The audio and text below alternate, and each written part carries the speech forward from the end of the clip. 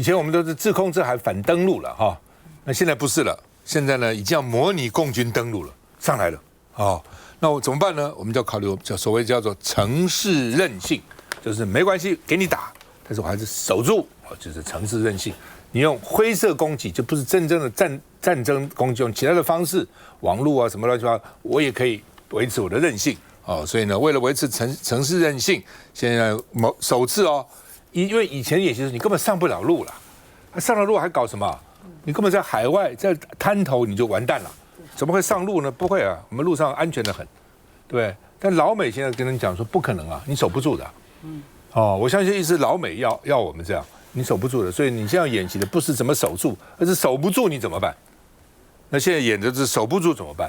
所以呢，老共登陆了，哦，那另外呢，这个战机呢？就转场了。什么叫战机转场呢？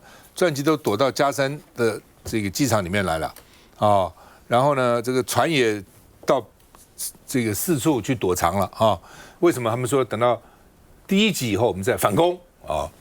那另外呢 ，M1A2T 战车啊，这个实射直播说今天射的还不错啊。那另外呢，这次重要性在哪里？所以有3个突破。第一个呢是后备战力，22000个后备军人投入。以前后备军人只是点缀一下，只是后备军人投入。因为老美说，你到时候你前面打光了，那后面怎么办呢？后备军人上场啊。第二个呢，军民合作，捷运啊、全联啊，也纳入演习。另外呢，防空演习、整合演练，强化地方政府的应变能力啊。到时候你地方政府呢要。防空都要清出来啊，让大家去躲防空啊。那另外呢，尤其是 M1A2T 的实弹射击受到瞩目啊。到底实弹射击怎么样？地表最强的，至少是我们最强的战车哦。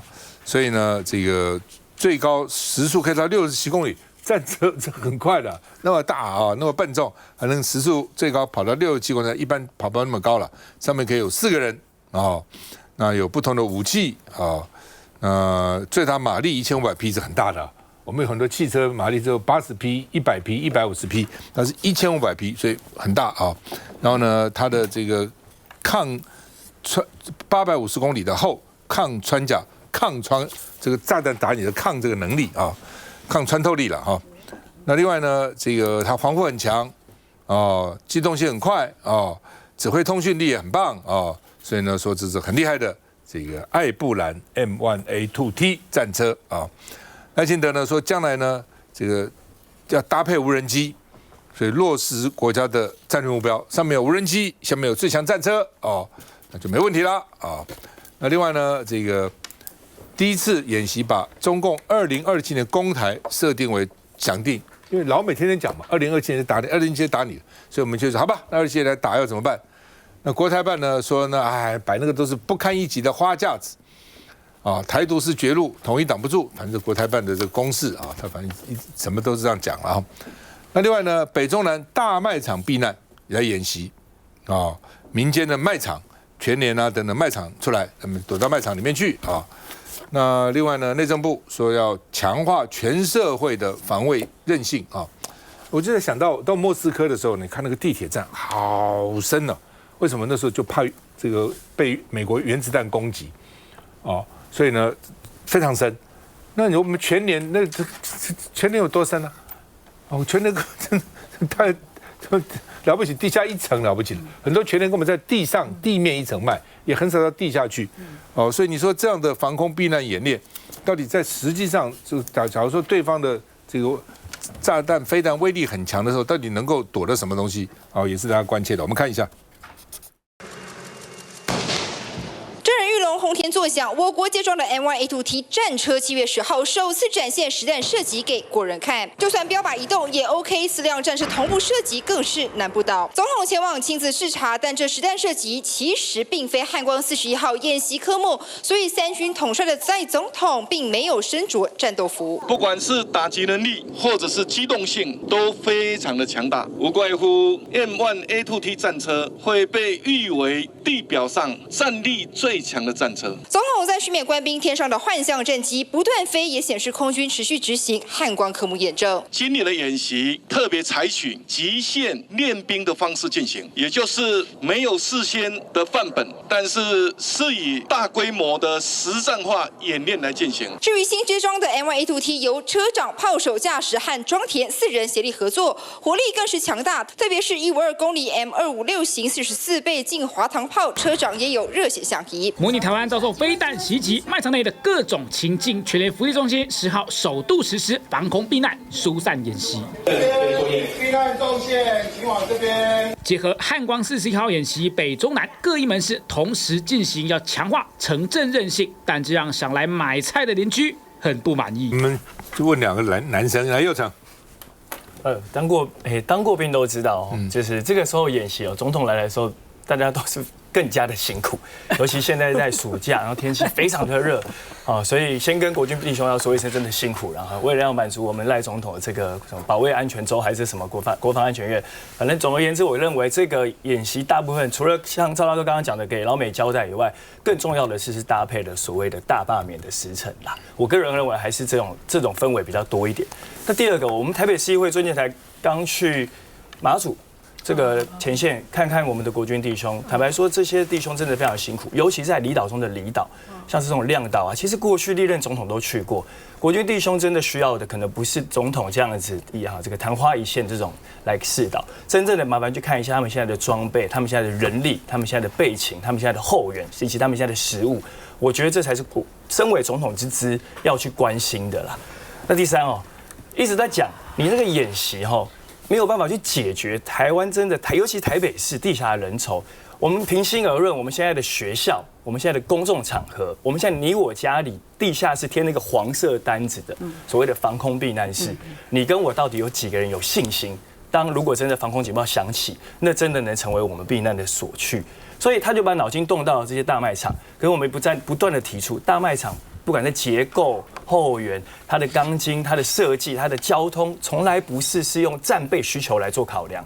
这个东西跟上礼拜总统康自己是凯打电话叫大家说，哎呀，请大家要给商务舱给军人坐一样嘛。你要发挥自己的国防军备力量，但你脑筋动到了这些大卖场，其实对于这些业者而言，敢怒不敢言。那其实这样的演习也只是做半套而已。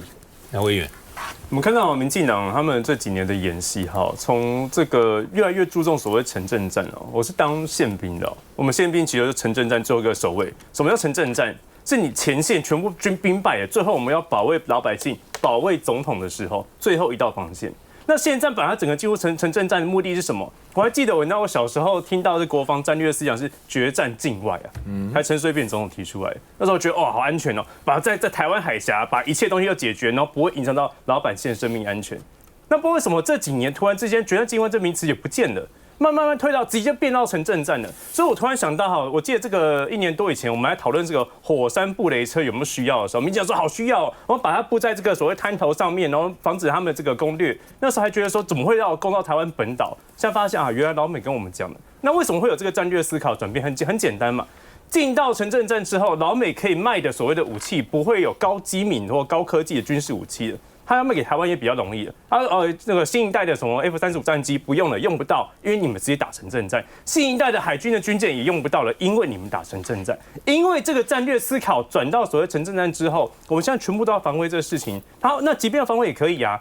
我们国防部告诉大家，全民国防嘛。你所有的演习，如果告诉我两岸这么危险的话，所有演习你不是这些什么政府官员、行政人员下去做这个指导或者下去做示范而已，我们全民一起来演习嘛。但民进党不敢因为他说全民都一起下去演习之后，那可能会发生大家觉得好紧张要发生战争的，或许会影响到他们的选票。所以现在从全民国防变成全联国防对，进到全联就要大卖场里面，我就问，战争的时候你进到大卖场，有人会说没有物资很充裕啊，你看电影都知道，不用看实际的战争。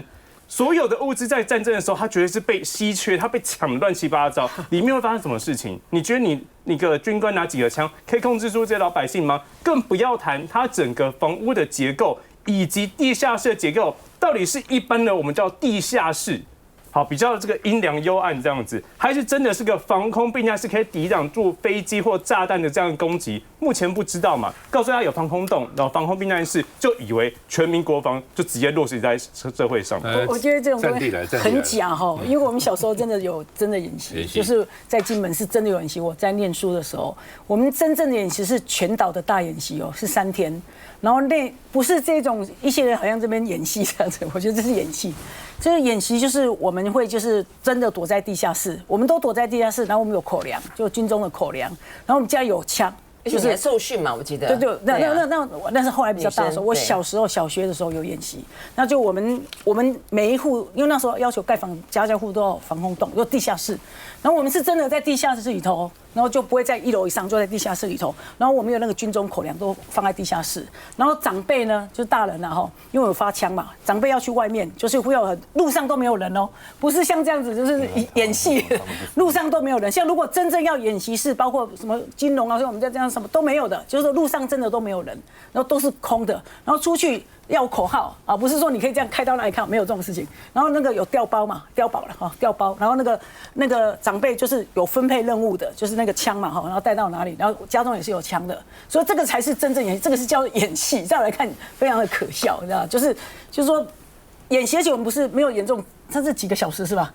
我们就是3天啊，它全部是很长了，10天11天，不过它分成不同阶段了哈。这个不会感受到真正的演习啊，这个不算演习。这给美国人看的啦。基本上哈，老美跟你讲啊，你现在要打不对称战争，就是说你打不过，打得过叫对称啊。什么叫不对称呢？就是你根本打不过了，所以你只好说以小博大啦。哦，然后呢，反正就是讲一些这个意思，就是说你正面打不过了，所以只好搞一些游击战啦，或者是什么，反正就是那种比较少的武器去打你比较多的武器来讲这个东西。那我也不解哈，就是说民进党刚佑成有说哈，说民进党这时候办这个演习哈是要配合这个大罢免，我也觉得，否则他们搞这么长这边干嘛呢？但是你真的对民进党大罢免有用吗？我真的好，你在想些什么呢？更恐慌。哦，老百姓讲的说搞半天啊，都登陆了，对不对？哇，都搞成这样子了，那战场在哪里呢？战场在台湾啊。好，那这个人民希望战场在台湾吗？都会想啊，马英九时候也没有这样，两岸还算是和平啊，还是稳定啊？怎么现在民进党搞变成这个样子呢？老百姓都不会去想，但他想的是说，因此你就仇匪恨匪啦。都是共产党搞的，然后你们这些国民党委员都是共产党的这个指使的，习近平听习近平话的哦，所以搞得台湾这么紧张哦，真的打起仗来你们都是哦什么这个什么第5纵队啊等等，他想搞这个东西，但是台湾为什么会搞得这么紧张？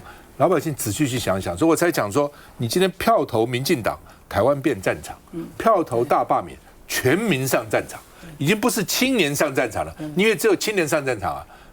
他说一下子打光了，那怎么办？谁要上战场？哦，所以他们那时候曾经讲说，打仗的时候缺2个东西，一个医院血，还有手术室不够了，都要去动手术啊，这个手啊脚啊。第2个忠烈祠啊，忠烈祠的牌位也不够了，忠烈祠地方要够，都到忠烈祠里面了嘛，为国牺牲嘛，所以大家想清楚这一点了。哦，所以说这个是替大罢免烧，我想民进党是想用这个替大罢免烧柴火，但我真的不解，说老百姓那么笨吗？哦，就真的笨吗？民进党现在喊我们大罢免说抗中保台，抗中能保台吗？我告诉你要保台，我最近揣摩10个字，大家想想看：反共反台独，民主保台湾，民主才能保台，反共抗中不能保台，台湾要更大的民主。赖清德讲的更大民主，我们要有民主，我们的制度是民主制度，我们是开放社会，老百姓喜欢我们的制度，大陆人民也向往你的制度，这是保台湾。像赖清德这样，那1年就要给他罢免，大陆人笑死了，说：“哎呦，你们这台湾的民主是怎样啊？全世界这样搞啊？才选了1年，我不爽就罢免掉，这叫民主吗？这叫民主吗？靠这个能够保台湾吗？”谢谢再回来。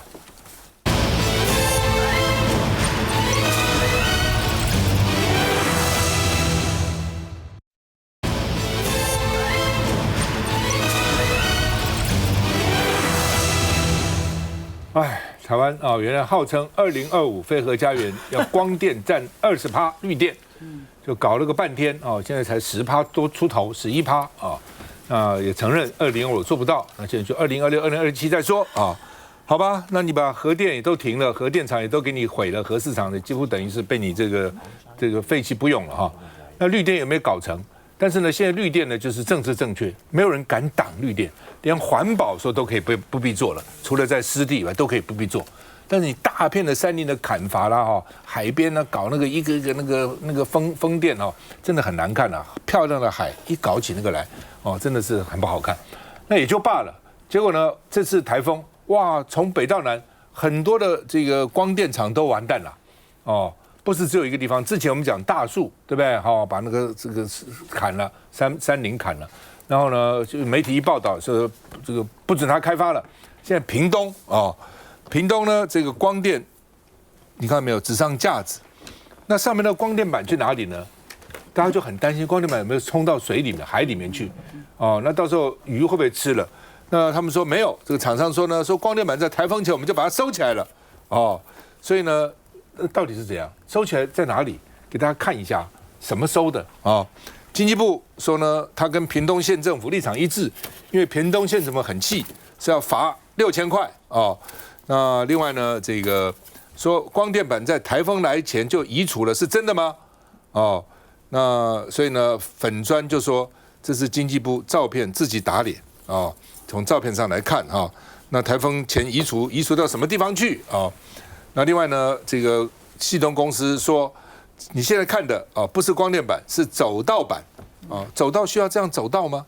其实我认为光电板应该架在这个架子上面我看起来应该是架了，走道不应该是这样子嘛？这么走道怎么可能搞得这样密密麻麻呢那经济部呢，粉专被网友灌爆说你们到底讲些什么真的还假的？什么事先就移除等等那现在就是说呢，这个背后都是绿油油串联就他们这个跟那个有关系，那个跟那个有关系所以你现在废了核电，然后要去这个奖励绿电，弄了半天呢，这都是绿油油，他才能够去做这些事，否则你怎么做呢？台电要买你的电吗？都是大问题你不要以为你发了电，台电就买台电不见就买所以呢，这个我们看嘉义有一个新温光电厂，也花了将近3亿这个完工2年，这丹纳斯呢一来也全部毁了，空拍已经看到都毁了那台湾就是四周环海，就是一个常常有台风的地方嘛，对不对？你不能说过去2年还有1年台风来就走了，台风就走了就台湾永远可以这样，不可能的所以呢，这个网络就说核电挺过40年了，光电一次就拜拜了就积极了那另外呢，这个嘉义新温是民营光电厂那台电说呢，不是我们建的，也不是委外的，意思就是民营的，管它民营公营，反正就变成这个样子了，看到没那现在我讲嘛，只要是搞光电、搞绿电，就是政治正确，谁也不敢挡就是他去盖，那另外呢，现在更害怕的是呢，南洋溪口，在南洋溪有没有？南洋溪口呢，这个有14部发电机500公尺就设1部，7公里设14部，所以呢，这个湿地很重要，水鸟也很重要，在那个地方，那可能将来都毁了都毁了而且呢，你那个风电机的声音也很大，噪音等等所以呢，民众就跳脚了。说台东不要，为什么跟我们宜兰呢？台东不要，我们宜兰也不要。我们看一下，水面上的光电板被强风吹得歪七扭八，好几片飞越产业道路，飘到其他滞洪池。台风丹纳斯过境后，嘉义布袋沿海太阳能光电板惨兮兮。房这包括这边拢日本进口的呢。一直透风，拢吹坏去了。它是分路啦。嘉义的新温变电所是台电在2年前规划区域电网储能系统规模最大、最早启动的案场，厂商砸了超过2.88亿元，2023年底才完工，不到2年就被台风一夜侵袭全毁。哪里的太阳能板学校的学校装的那太阳能板吹到我们的窗户破掉。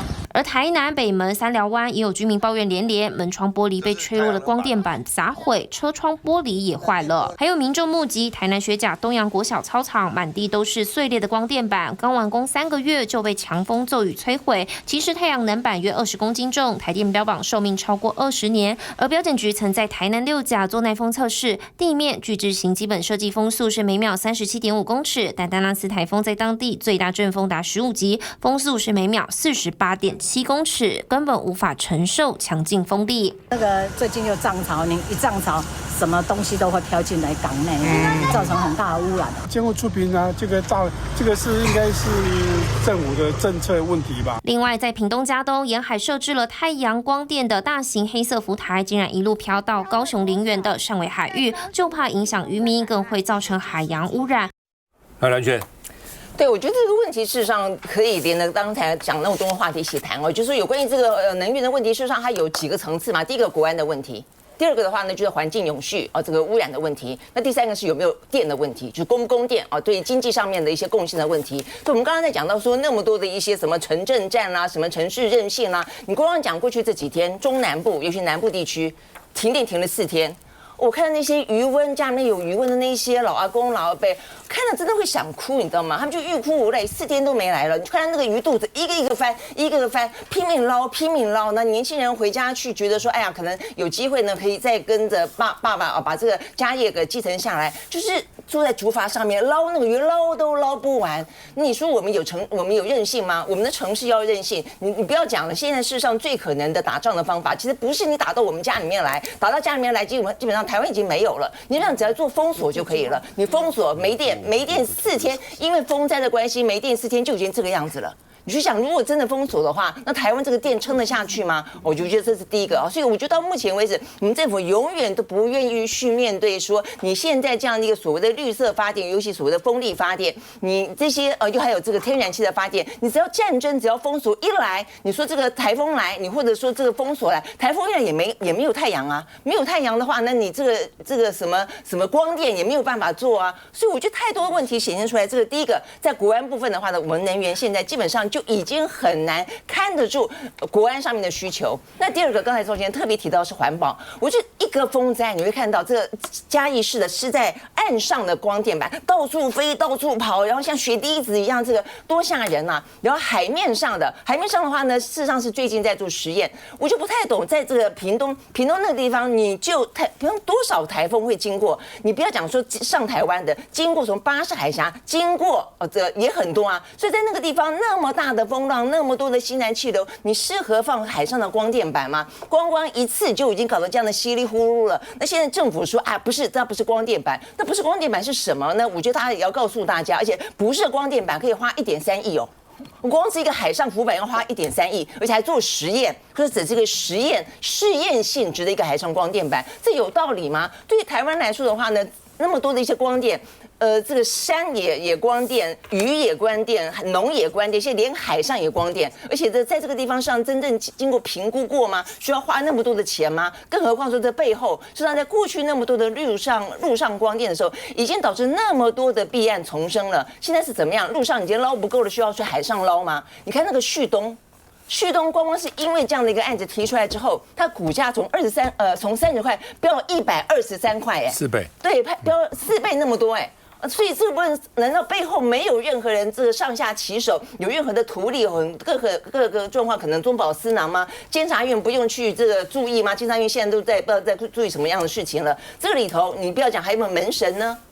过去的屏东县长在里面。过去屏东县的环保局长在里面，这有道理吗？这部分没有任何可能当门神的机会吗？所以我觉得这件事情看起来已经等于是把陆地的过去那么几年当中，不管是一些破坏国土的，不管是一些上下其手的这样的一个故事，完全重新复制搬到海上去。台湾是海岛，如果他这个成功了，是不是全台湾都可以绕一圈再来复制这样的故事呢？那问题是这样的一个状况，如果说要打仗了。这看得住吗？海上的光电在那个地方，你光是封锁，那就都不要电了吗？那以后我们的电如果多半都是绿能的话，依照这个赖清德的说法，都是绿能为主的话，都是风电为主。都是这个光电为主，那然后呢？封锁之后，海上的这些浮板，要是一些什么船也过来了，什么这个输送也出问题了，那这样还能够去做任何的光电吗？再讲到这个宜兰很夸张，宜兰我那时候不晓得它那个地方是什么样子的一个地方，我上网简单查了一下，你知道吗？那14架风机说要盖的地方，因为我最近骑车上武岭，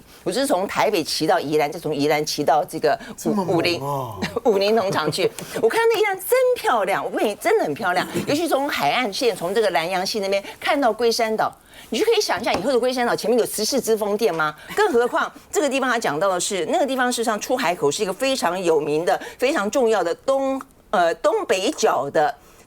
这个迁徙系的候鸟的一个栖息地当中的话呢，有很多是属于保育类的，比方说凤头燕鸥，大家知道这个吗？凤头燕鸥事实上是所谓的神话鸟，只有在马祖有。现在这个地方它会过境哦，它会过境这个地方。然后除了凤头燕鸥之外，还有小燕鸥，那另外还有这个苍燕鸥。另外的话呢，还有一些植物是这个地方所稀有的。所以这些部分当初大家都在觉得，现在那么多人关心台湾的这个地方的永续，觉得湿地实在太美了，结果你就要在这个地方盖14支这个风电，所以你说台东人觉得要抗拒，当然宜兰也要抗拒啊，否则你凭什么呢？为什么台东不要宜兰要呢？而且那么美的一个地方，所以我就说到底，就我们的能源没有办法面对现实，不愿意与时俱进，不科学、不理性，是一个根本的问题啊。我有朋友到那边去赏鸟啊，什么都觉得那边是啊，它是个湿地嘛，它是一个很复合生态多样化啊，同时呢，这个很多奇奇怪怪好看的不同的鸟啊。哎，基本上你自己想想看，14支那个风电大挂呢，能够发多少电嘛？能够发多少电？哦，当时我到屏东看那个核三厂，那他们就讲说，光这个核三厂的机组，你从屏东一直拉到高雄，全部铺上这些光电板，发的电还没有它一个核电厂发的多。那你这是干什么呢？对，民进党口口声声爱台湾，爱台湾不是嘴巴讲啊。你爱台湾、爱乡土，要从保护国土做起嘛。你国土都能这样破坏，对不对？能这样子这个为了光电什么都可以干，为了你的这个政治诉求，为了甚至很多人在后面有利益的勾结，你这叫做爱台湾吗？你嘴巴讲爱台湾，你干的都是害台湾的事情，万劫不复的事情，很可恶。那你现在每天讲核废料放哪里呢？你现在这些光电废料放哪里？光电板到时候做会放哪里？100年都不会坏啊！你有没有解决这个问题？需要再回来。